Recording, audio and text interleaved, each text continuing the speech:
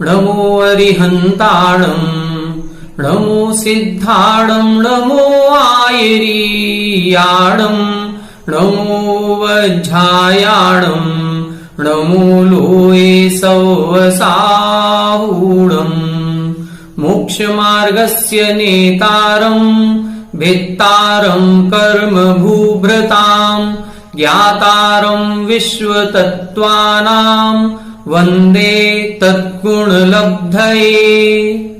1008 श्री मूलनायक आदिनाथ भगवान की जय। द्वासांग जिनवाणी माता की जय। आचार्य श्रेष्ठ आचार्य गुरुवर श्री 108 पूज्यपाद स्वामी महाराज की जय।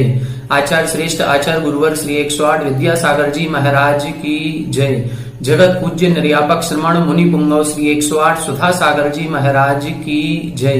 समस्त मुनि संघ की जय। आलोक मोदी स्वाध्याय सुधा यूट्यूब चैनल पर आप सभी दर्शकों का एक बार पुनः हार्दिक स्वागत, हार्दिक अभिनंदन। हम सभी पूज्यवर आचार्य पूज्यपाद स्वामी जी द्वारा विरचित श्री सरवार सिद्धि ग्रंथ का स्वाध्याय कर रहे हैं और इस ग्रंथ का स्वाध्याय करते हुए हमने सबसे पहले दूसरे अध्याय का पूर्ण रूप से अर्थ पिछली कक्षा में समझ लिया है। आज की कक्षा में हम तीसरे अध्याय का स्वाध्याय करना प्रारंभ करेंगे। तीसरे अध्याय में तीनों लोकों का वर्णन किया गया है। तीसरा और चौथा ये दोनों अध्याय मिलकर के तीनों लोकों का वर्णन करते हैं। तीसरे अध्याय में मध्यलोक और अधोलोक का वर्णन है। चौथे अध्याय में ऊर्ध्वलोक का वर्णन है। तीसरे अध्याय के प्रारंभ के 6 सूत्रों में अधोलोक का और बाकी के बचे हुए लगभग 33 सूत्रों में मध्यलोक का वर्णन है। तीसरे अध्याय को हम प्रारंभ करें उससे पूर्व पहले हमें 3 लोक क्या कहलाता है, 3 लोक कितना लंबा चौड़ा है, कितना गहरा है, कहाँ 3 लोक में कौन से जीव निवास करते हैं, इसको समझ लेना चाहिए। आइए देखें, हमने पीछे बोर्ड पर एक चित्र बनाया हुआ है। इस चित्र को आपने कई किताबों पर फ्रंट पेज पर बना हुआ या कहीं भी देखा होगा, जिनवाणी आदि पर यह चित्र बना रहता है। देखें, ये जो चित्र है ये चित्र 3 लोक का चित्र कहलाता है। जो द्रव्य होती हैं जीव, पुद्गल, धर्म, अधर्म, आकाश और काल। तो आकाश द्रव्य अनंत है। उस अनंत आकाश के बीच में बिल्कुल बीचों बीच एक इस प्रकार की आकृति बनी हुई है जिसको हम लोकाकाश कहते हैं। लोकाकाश और अलोकाकाश ये 2 भेद हैं। तो जो ये व्हाइट बोर्ड दिख रहा है ये पूरा व्हाइट बोर्ड हो गया अलोकाकाश और ये जो आकृति बनी ये है लोकाकाश। लोकाकाश उसे कहते हैं जहां पर 6 द्रव्य पाई जाती हैं, जीव, पुद्गल, धर्म, अधर्म, आकाश और काल। ये 5 द्रव्य जहां पाए जाएं वो लोकाकाश है। और जहां पर केवल आकाश ही आकाश होता है वहां उसको हम अलोकाकाश कहते हैं। जीव और पुद्गल केवल यहीं तक पाए जाएंगे इसी आकृति में। ठीक है, क्यों इससे बाहर क्यों नहीं जाते? क्योंकि धर्म द्रव्य अधर्म द्रव्य का अभाव है। गतिमान द्रव्य 2 ही है, जीव और पुद्गल, लेकिन गति करने में सहायता कौन करता है? धर्म द्रव्य। तो जब धर्म द्रव्य इस 3 लोक के बाहर ही नहीं है तो जीव की गति इस 3 लोक के बाहर नहीं होती है। आपने सभी ने पढ़ा होगा कि जीव का स्वभाव ऊर्ध्वगमन करना है और जब यह जीव मुक्त होता है अर्थात अष्ट कर्मों से रहित होता है तो यह आत्मा ऊपर की ओर गति करती है। तो जो सिद्ध परमेष्ठी हैं ये ऊपर की ओर जब गति करते हैं इनके अंदर अनंत शक्ति होती है। तो अनंत शक्ति है और ऊर्ध्वगमन स्वभाव है। तो अनंत शक्ति के कारण ऊपर चले जाएंगे चले जाएंगे चले जाएंगे। कहां तक जाएंगे? जहां तक धर्म द्रव्य होता है। धर्म द्रव्य कहां तक है? ये अंतिम स्थान तक यहाँ धर्म द्रव्य होता है। इसके आगे धर्म द्रव्य नहीं है इसलिए आगे गमन नहीं होता है। तो जितने सिद्ध परमेष्ठी हैं वो लोकाग्र में विराजमान हो जाते हैं। तो ये लोक का नक्शा है। इस लोक की जो ऊंचाई है वो नीचे से ऊपर 14 राजू की होती है। ये ऊंचाई कितनी है? 14 राजू।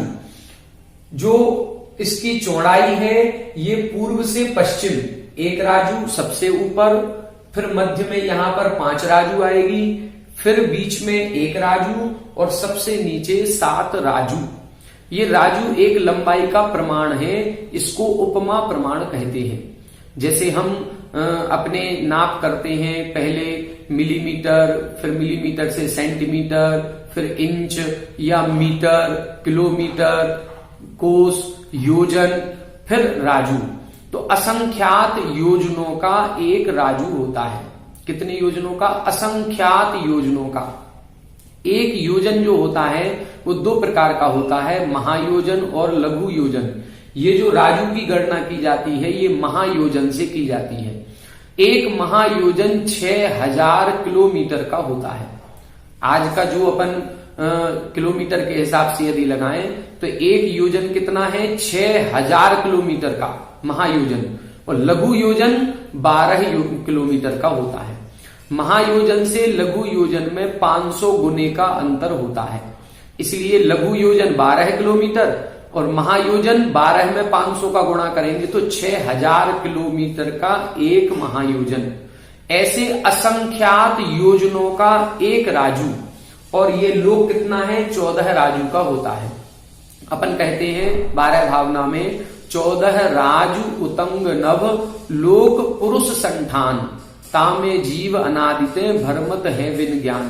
तो ये जो लोक है ये कैसा है? 14 राजू उतंग, मतलब 14 राजू ऊंचा है। कैसा है? लोक पुरुष संठान, पुरुष की आकृति का होता है। जैसे हम ये दोनों हाथ अपने कमर पर रख करके और पैर फैला करके खड़े होंगे तो ये जो हमारी गर्दन का हिस्सा है ये 1 राजू का, हमने ये कमर पे हाथ रखे तो ये कोहिनी का हिस्सा आएगा, ये 5 राजू का, फिर कमर का हिस्सा 1 राजू का, और फिर नीचे जो पैर फैला करके खड़े हैं तो 7 राजू। तो 1 राजू, 5 राजू, फिर 1 राजू, फिर 7 राजू। ऐसा ये उत्तर पूरब से पश्चिम तक। उत्तर से दक्षिण कैसा है? तो ये उत्तर से दक्षिण इसकी जो गहराई है या मोटाई है ये ऊपर से नीचे सभी जगह 7 राजू गहरा है। 7 राजू गहरा कैसे है? जैसे मान लो ये एक अपना शास्त्र हो गया, इस पर इसकी जो चौड़ाई है ये चौड़ाई अलग और इसकी ये जो मोटाई है ये मोटाई ये अलग। इसी प्रकार से अपना ये जो लोक है ये लोक की मोटाई या गहराई सभी जगह 7 राजू। तो उत्तर से दक्षिण पूरा 7 राजू है, पूरब से पश्चिम में ऊपर 1 राजू, फिर 5 राजू, फिर 1 राजू और फिर 7 राजू। ये जो पूरा 14 राजू है तो ये बिल्कुल मध्य में बनेगा। ये जो पॉइंट है ये यहां मध्य में बनेगा और यहां से लेकर के नीचे तक, यहां से लेकर के यहां तक 7 राजू और यहां से लेकर के ऊपर तक 7 राजू। तो 7 राजू नीचे और 7 राजू ऊपर, ये जो बीच की लाइन है इसको हम मध्य लोक कहते हैं। मध्य लोक का मतलब मध्य, सेंटर पॉइंट। ये सेंटर पॉइंट मध्य लोक है। इस मध्य लोक के नीचे अधोलोक, इसके ऊपर ऊर्ध्वलोक। नीचे हो गया तो अधो, ऊपर हो गया तो ऊर्ध्व। अब 4 गति के जीव होते हैं, मनुष्य, त्रियंच, नारकी और देव। तो अधोलोक में नारकी जीव रहते हैं, मध्य लोक में मनुष्य और त्रियंच रहते हैं, ऊर्ध्वलोक में देव रहते हैं। तो देवों का मूलतः निवास ऊर्ध्वलोक में है, नारकियों का मूलतः निवास अधोलोक में है और मनुष्य त्रियंच हम मध्य लोक में रहते हैं। त्रियंचों में जो एकेंद्रीय जीव होते हैं वो एकेंद्रीय जीव सर्वत्र तीनों लोकों में पाए जाते हैं। जो पंच स्थावर हैं ये सूक्ष्म पंच स्थावर तीनों लोकों में पाए जाते हैं। तो त्रियंचों का एक तरह से निवास स्थान पूरा तीनों लोक हो गया।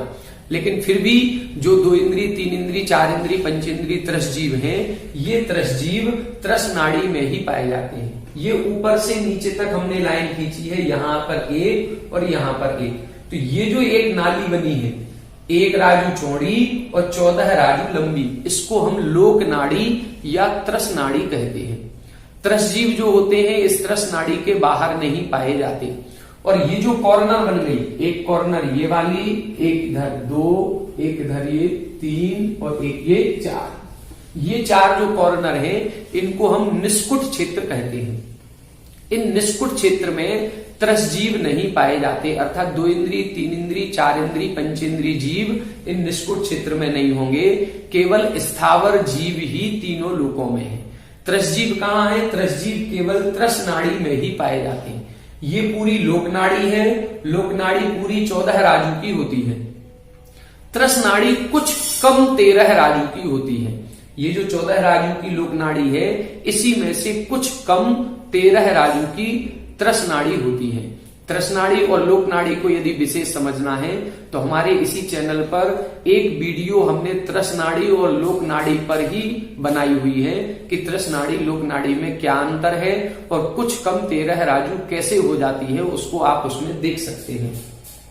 अब यहां अपन को यह समझना है कि जो तीसरा अध्याय है, इस तीसरे अध्याय में हम प्रारंभ के 6 सूत्रों में अधोलोक का वर्णन पढ़ेंगे। अधोलोक का मतलब यहां से लेकर के नीचे का।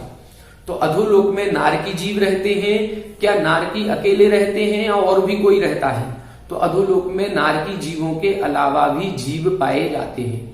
वो कौन से जीव हैं? तो देव 4 प्रकार के होते हैं, भवनवासी, व्यंतर, ज्योतिष और वैमानिक। ऊर्ध्वलोक में वैमानिक देव रहते हैं।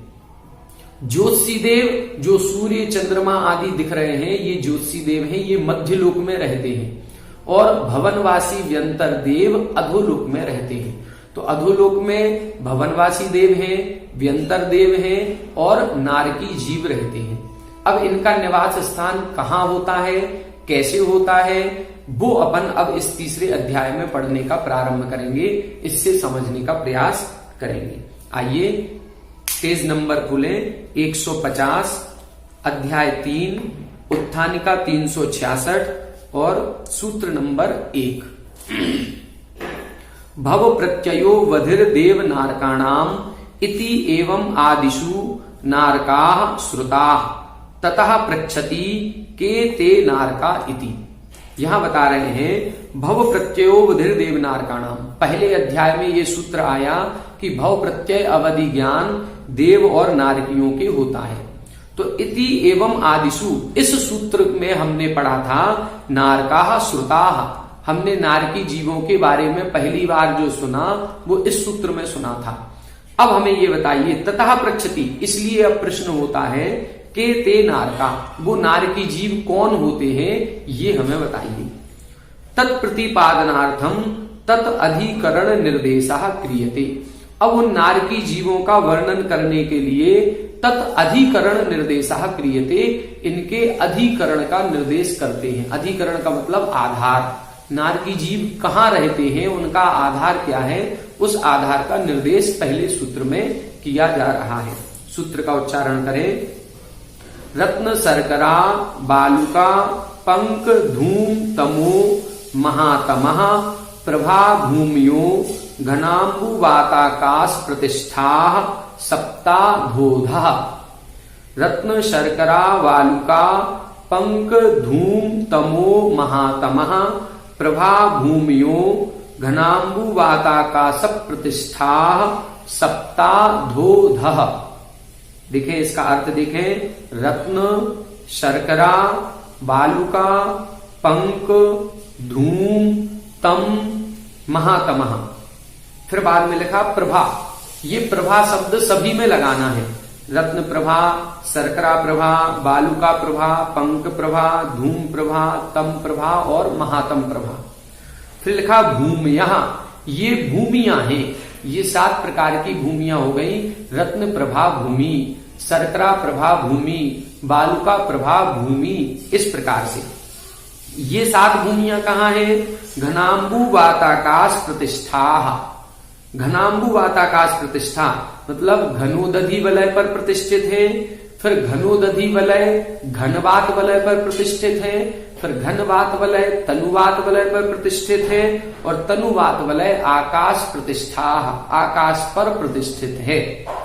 कैसा है? सप्ताधोधा। सप्ता अर्थात ये 7 भूमियां अधो अधा अर्थात नीचे नीचे है। अधा एक बार भी लिख सकते थे, लेकिन सूत्र में 2 बार लिखने का मतलब है नीचे नीचे, एक के नीचे दूसरी, दूसरे के नीचे तीसरी, तीसरी के नीचे चौथी। इस प्रकार से 7 भूमियां होती हैं। अब ये 7 भूमियों का क्या स्वरूप है, टीका में अपन इसको देखते हैं। 367 नंबर की उत्थानिका देखें। रत्नम च शर्करा च वालुका च पंकश्च धूमश्च तमश्च महातमश्च रत्न शर्करा वालुका पंक धूम तमो महातमांसी। यहां पर कह रहे हैं ये 7 शब्द अलग अलग थे, रत्न अलग था, शर्करा अलग, वालुका अलग, पंक अलग, धूम अलग, तम अलग और महातम अलग। इन सातों को आपस में मिला करके एक शब्द बना दिया गया। तो एक शब्द बन गया रत्न, शर्करा, वालुका, पंक, धूम, तमो, महातमांसी। प्रभा शब्द प्रत्येकम परिसमाप्यते। प्रभा शब्द सभी के साथ लगा लेना है। कैसे? साहचर्यात् तात शब्दम, सभी के साथ लगाएंगे तो क्या बनेगा? रत्न प्रभा, शर्करा प्रभा, वालुका प्रभा, पंक प्रभा, इस प्रकार से। फिर लिखा साहचर्यात् तात शब्दम, मतलब साहचर्य होने से, प्रभा शब्द से सहित होने से तत्शब्दम अर्थात ये शब्द जोड़ा गया है। क्योंकि साहचर्य का मतलब होता है उस जैसा विशेषता होने से। जैसे रत्न जैसे रत्न का प्रकाश होता है वैसी प्रभा है, इसलिए यहां रत्न प्रभा कहा गया है। चित्रादि रत्न प्रभा सहचरिता भूमि रत्न प्रभा। अब इसका विस्तार कर रहे हैं। कैसा है? चित्र आदि रत्न प्रभा सहचरिता। चित्र एक प्रकार का रत्न है, जैसे हम हीरा बोलते हैं, मोती बोलते हैं, माणिक है, पन्ना है, ये सब क्या है? ये एक किसी प्रकार के पाषाण या रत्न के नाम है। इसी प्रकार से एक रत्न का नाम है चित्र। तो चित्र नाम के रत्न की जितनी कांति होती है, ऐसी उस कांति से सहित प्रभा सहचरिता, उस कांति से सहित ये भूमि है, इसलिए इसको रत्न प्रभा कहा गया। मतलब वो जो नाम दिया गया है उस नाम की कांति से सहित होने के कारण से इस भूमि का नाम भी वही पड़ गया। रत्न प्रभा नाम क्यों पड़ गया? क्योंकि इस भूमि की कांति रत्न जैसी है, इसलिए रत्न प्रभा। शर्करा प्रभा क्यों पड़ गया?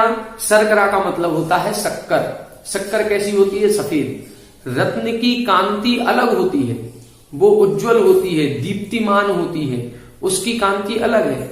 अब उससे थोड़ा सा कम करेंगे तो शक्कर जैसी प्रभा बनेगी जो सफेद है।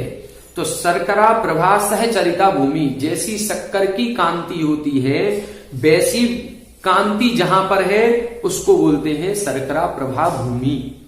तीसरा लिखा वालुका प्रभा। अब शक्कर से भी कम थोड़ा सा करेंगे तो व्हाइटनेस और कम हो जाएगी। वालुका, जैसे बालू होती है, रेत होती है, रेत में थोड़ा सा मटमैलापन आएगा, तो वालुका प्रभा सहचरिता भूमि वालुका प्रभा। बालू या रेत के समान जिसका रंग है, जिसकी कांति है, उसको बोलेंगे वालुका प्रभा भूमि। पंक प्रभा सहचरिता भूमि पंक प्रभा।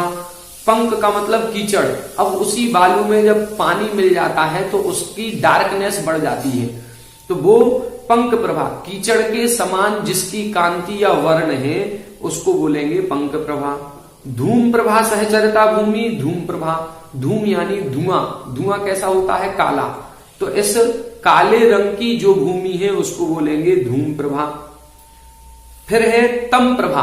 तम का मतलब है अंधकार। धुएं में हमको आर पार दिख जाता है, यदि धुआं निकल रहा है तो भी हम उस तरफ की कौन सी वस्तु है वो देख सकते हैं। लेकिन तम प्रभा, तम का मतलब है अंधकार। अंधकार में हमको वस्तु दिखाई नहीं देती, तो और ज्यादा कालापन आ गया। फिर आगे लिखा महातम प्रभा। महातम प्रभा का मतलब घना अंधकार। घना अंधकार का मतलब जैसे रात्रि में अंधकार होता है लेकिन पूर्णिमा के दिन उतना अंधकार नहीं है। अमावस्या के दिन घना अंधकार होता है, एक हाथ को दूसरा हाथ भी दिखाई नहीं देगा। तो इधर ये कह रहे हैं महातम यानी घनघोर अंधकार जहां होता है, ऐसी जो भूमि है वो महातम प्रभा होने से इनका नाम महातम प्रभा भूमि रखा गया। एताह संज्ञा अनेन उपायेन व्युत्पाद्यन्ते। एताह संज्ञा, ये जो इनकी संज्ञा रखी गई है वो इसी उपाय से जानी जाती है।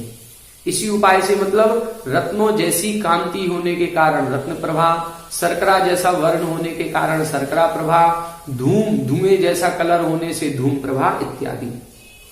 भूमि ग्रहणम अधिकरण विशेष प्रतिपत्त्यर्थम।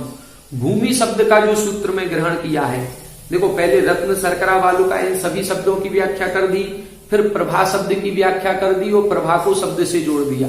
अब भूमि शब्द की व्याख्या कर रहे हैं। भूमि शब्द क्यों लिखा? तो लिखा भूमि ग्रहणम अधिकरण विशेष प्रतिपत्त्यर्थम। अधिकरण विशेष अर्थात आधार विशेष का ज्ञान कराने के लिए लिखा है। यथा स्वर्गपटलानि भूमिम अनाश्रित्य व्यवस्थितानि न तथा नारका वासः। यहां बता रहे हैं जैसे, यथा यानी जैसे, स्वर्गपटलानि, ऊपर जो स्वर्ग बनेंगे, 16 स्वर्ग, 9 ग्रह आदि बनेंगे, वैमानिक देवों के निवास स्थान, वो स्वर्ग पटल भूमिम अनाश्रित्य, बिना किसी भूमि के आधार के हैं। उधर कोई भूमि नहीं है, अधर में ही वो विमान लटके हुए हैं। तो जैसे वो विमान है वो बिना किसी भूमि के आधार के हैं, ना तथा नारका वासा, ऐसा नारकियों के आवास नहीं है। नारकियों के आवास भूमि के आधार पर है। किम तरही, ऐसा क्यों, कैसे, तो भूमिम आश्रिता इति, क्योंकि उनके आधार भूमि पर है। जो नरक बने हुए हैं वो नारकी जीवों के आवास उन भूमियों में बने हुए हैं, उनका आधार भूमि है, इसलिए। आसाम भूमि नाम आलंबन निर्ज्ञानार्थम घनाम्बु वातादि ग्रहणम क्रियते। आसाम भूमि नाम, अब नारकी जीवों का आधार तो भूमियां हो गई, लेकिन इन भूमियों का आधार क्या है, तो इन भूमियों का आधार बताने के लिए नीचे घनाम्बु वाताकाश, घनाम्बु वातादि ग्रहणम क्रियते। घनाम्बु वात शब्द जो लिखा है उस शब्द का ग्रहण इस सूत्र में किया है। घनाम्बु च वातश्च आकाशम च घनाम्बु वाताकाशानी, 3 शब्द है। घनाम्बु शब्द अलग है, वात शब्द अलग है, आकाश शब्द अलग है। इन तीनों को एक में कर दिया तो बन गया घनाम्बु वाताकाशानी। तानी प्रतिष्ठा आश्रया एषा यासाम ता घनाम्बु वाताकाश प्रतिष्ठा। अब इनका जो आधार है, तानी प्रतिष्ठा आश्रया एषाम, इनका जो आधार जिस पर होता है, इसलिए इनको एक साथ पूरा बना दिया गया, घनाम्बु वाताकाश प्रतिष्ठा। मतलब ये जो घनोदधि वलय है, घनवात वलय है, तनुवात वलय है और आकाश है, ये एक दूसरे पर प्रतिष्ठित हैं, आधारित हैं, ऐसा अर्थ लगाना है। शैवाम एता भूमियो घनोदधि वलय प्रतिष्ठा। यहां बता रहे हैं ये सारी की सारी भूमि कहां प्रतिष्ठित है, घनोदधि वलय प्रतिष्ठा, मतलब घनोदधि वलय पर प्रतिष्ठित है। पहले भूमि के नीचे एक वलय है, उस वलय का नाम है घनोदधि वलय। फिर घनोदधि वलयम घनवात वलयम प्रतिष्ठम। फिर घनोदधि वलय किस पर प्रतिष्ठित है, वो घनवात वलय पर प्रतिष्ठित है। फिर घनवात वलयम तनुवात वलय प्रतिष्ठम। फिर जो घनवात वलय है वो तनुवात वलय पर प्रतिष्ठित है। और फिर तनुवात वलयम आकाश प्रतिष्ठम, और फिर जो तनुवात वलय है वो आकाश पर प्रतिष्ठित है। मतलब अब देखें, घनोदधि वलय घनवात वलय पर है, घनवात वलय तनुवात वलय पर है, तनुवात वलय आकाश पर है। अब प्रश्न होता है आकाश कहां पर है, आकाश किस पर प्रतिष्ठित है, तब इधर लिखा आकाशम आत्म प्रतिष्ठम। आकाश स्वयं में प्रतिष्ठित है क्योंकि उसको किसी आधार की जरूरत नहीं है। तस्यैव आधार आधेयत्वात्, वह आकाश द्रव्य स्वयं आधार भी है और आधेय भी है। आधार का मतलब जिस पर हम आधारित होते हैं, जिस पर हम बैठते हैं वो आधार है, और आधेय जो बैठने का स्थान देता है वो आधेय। तो आकाश द्रव्य में द्रव्यों का स्थान बनता है, इसलिए वो आधार भी है। तो आधार आधेय होने के कारण वो स्वयं प्रतिष्ठित है। त्रीणी अपि एतानि वलयानि प्रत्येकम 20 योजन सहस्र बाहुल्यानि। त्रीणी अपि एतानि, 3 वलय हो गए। अपन सभी इनको बात वलय बोलते हैं, जबकि ये बात वलय नहीं है, ये केवल वलय है। बात वलय एक मतलब धारा में आ गया और हम सभी इसको बात वलय बोलने लगे। ये तीनों बात वलय नहीं है। पहला जो है वो घनोदधि वलय है। बोलने में क्या आता है, कई किताबों में छपा दिया उन्होंने घनोदधि बात वलय, जबकि ये घनोदधि बात वलय नहीं है, मात्र घनोदधि वलय। वलय का मतलब होता है चक्र। घनोदधि देखें, अपन संस्कृत में देखें, सबसे पहले क्या लिखा, घनोदधि वलयम घनवात वलयम प्रतिष्ठम। घनोदधि वलय लिखा है और फिर लिखा है घनवात वलय।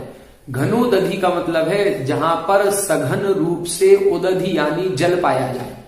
जहां सघन रूप से जल का एक चक्र बना हुआ है वो घनोदधि वलय। घनवात वलय जहां सघन रूप से वायु भरी हुई है वो घनवात वलय। और तनुवात वलय का मतलब जहां पर आंशिक रूप में वायु है उसको हम तनुवात वलय कहते हैं। तो घनोदधि वलय, घनवात वलय, तनुवात वलय। नीचे हिंदी में भी इन्होंने घनोदधि वात वलय लिख दिया, जबकि घनोदधि वात वलय शब्द संस्कृत में नहीं है। संस्कृत में घनोदधि वलय है और यही सही शब्द है। इसीलिए जब भी कोई टीका ग्रंथ पढ़े तो मूल से संस्कृत भाषा से पढ़ना चाहिए, हिंदी से नहीं। हिंदी में कई प्रकार की अशुद्धियां आ जाती हैं। तो संस्कृत में मूल में क्या लिखा? घनोदधि वलय। तो घनोदधि वलय है, ना कि घनोदधि वात वलय। तो नीचे जो हिंदी में घनोदधि वात वलय लिखा है इसमें वात शब्द काट दे। वात का मतलब वायु, उदधि का मतलब जल। तो पहला जो वलय है उसमें केवल जल है, वायु है ही नहीं। जब वायु है ही नहीं तो उसको हम घनोदधि वात वलय नहीं बोलेंगे, घनोदधि वलय बोलेंगे। तो पहला हो गया घनोदधि वलय, दूसरा घनवात वलय, तीसरा तनुवात वलय और फिर चौथे नंबर पर आकाश। ये तीनों वलय कितने हैं? 20 योजन सहस्र बाहुल्यानी। ये 20,000 योजन बाहुल्यानी विस्तार वाले हैं। 20,000 योजन मोटे हैं। एक एक वलय 20,000 योजन मोटा। और एक योजन कितना बताया था हमने? 6,000 किलोमीटर का। मतलब एक वलय जो है वो 6,000 गुणे 20,000, अब जितने किलोमीटर बने उतना मोटा मानना चाहिए। सप्तग्रहणम संख्यार्थम संख्यांतर निर्वृत्त्यर्थम। सूत्र में जो सप्त शब्द लिखा है, सप्ताधोदहा, तो सप्त शब्द क्यों लिखा? सप्त शब्द का ग्रहण संख्यांतर निर्वृत्त्यर्थम, अन्य संख्या का निराकरण करने के लिए है कि सप्त भूमियों, भूमियां 7 हैं, न अष्टौ न नव च इति, ना तो 8 है ना 9 है, 7 है। ये ग्रहण कराने के लिए सप्त शब्द का ग्रहण किया है। अधो अधा वचनम त्रियक प्रचय निर्वृत्त्यर्थम। जो सूत्र में अधो अधा शब्द लिखा है वो नीचे नीचे है, ये इस अर्थ का ज्ञान कराने के लिए लिखा है। और इससे त्रियक प्रचय निर्वृत्त्यर्थम, तिरछे है, तिरछे में नहीं है, इसका निराकरण करने के लिए है। कि जैसे गांव या शहर बसते हैं तो अपन चले जा रहे हैं एक ही लाइन में, पहले एक गांव आया, फिर कुछ किलोमीटर के बाद दूसरा गांव आ गया, फिर कुछ किलोमीटर के बाद तीसरा गांव आ गया। ऐसा नहीं है कि पहले एक भूमि, फिर कुछ देर बाद दूसरी भूमि, फिर तीसरी, नहीं। ये नीचे नीचे है, पहले भूमि, फिर दूसरी भूमि, फिर तीसरी भूमि, एक के नीचे एक एक है। इस प्रकार से लगाना चाहिए। अब वलय को समझ लें, वलय किस प्रकार से होते हैं। तो ये जो लोक है, तीनों लोक हमने देखा है, ये तीनों लोक भी चारों तरफ से 3 वलयों से घिरा है और 7 भूमियां हैं, वो 7 भूमियां भी नीचे नीचे वलयों से घिरी है। जैसे ये लोक है तो यहां पर एक वलय इधर बनेगा ऐसा, फिर दूसरा वलय फिर बनेगा, फिर तीसरा वलय फिर बनेगा, और इसके नीचे आकाश। तो ये बन गया घनोदधि वलय, दूसरा बनेगा घनवात वलय, और तीसरा बनेगा तनुवात वलय, और तनुवात वलय के नीचे फिर आकाश ही आकाश, ये आकाश हो गया। अब ऐसा जैसा ये जो वलय बने हैं इधर नीचे, ऐसे इधर भूमियों के नीचे बनेंगे। ये अपन पहली भूमि मान लो अपन ने बनाई है, ये पहली भूमि, तो इसके नीचे एक वलय, दूसरा वलय और तीसरा वलय, ऐसे 3 वलय हर भूमि के नीचे बनेंगे। इसको अपन कल की कक्षा में अच्छे से चित्र के माध्यम से पढ़ेंगे कि एक भूमि बनेगी, उस भूमि के नीचे घनोदधि वलय, फिर घनोदधि वलय के नीचे घनवात वलय, उसके नीचे तनुवात वलय, और तनुवात वलय के नीचे आकाश।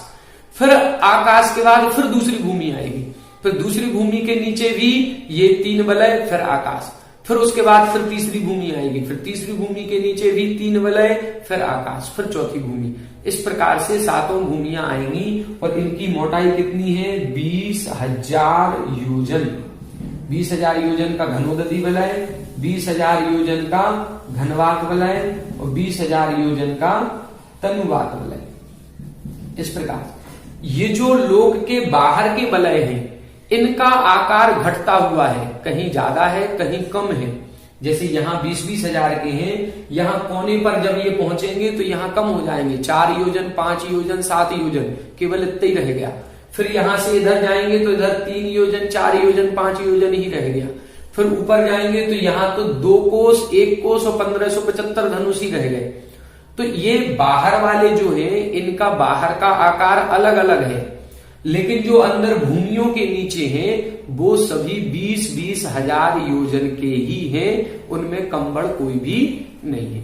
तो आज की कक्षा में हमने प्रथम सूत्र देखा जिसमें 7 भूमियों का कथन किया गया कि भूमियां 7 हैं, रत्न प्रभा, शर्करा प्रभा, बालुका प्रभा, कंक प्रभा, धूम प्रभा, तम प्रभा और महातम प्रभा। इनकी कांति या वर्ण इसी प्रकार का है, इसलिए इनका नामकरण भी ऐसा ही किया गया। रत्नों जैसी कांति है इसलिए रत्न प्रभा, बालू जैसा कलर है इसलिए बालुका प्रभा, शक्कर जैसा रंग है इसलिए शर्करा प्रभा, धूम जैसा वर्ण है इसलिए धूम प्रभा। इस प्रकार से अपन को लगाना है। ये 7 भूमियां हैं और इन 7 भूमियों के आधार पर नारकी जीव रहते हैं। अब नरक कितने होते हैं ये अपन कल की कक्षा में पढ़ेंगे। हम सबकी धारणा है कि नरक 7 होते हैं, लेकिन नरक 7 नहीं है, भूमियां 7 हैं, नरक तो 84 लाख होते हैं, जिनकी संख्या अगले सूत्र में बताई जाएगी, वो अपन कल की कक्षा में पढ़ेंगे। आज की कक्षा में इतना ही। आप सभी हमारे साथ बने रहें। सभी को जय श्री।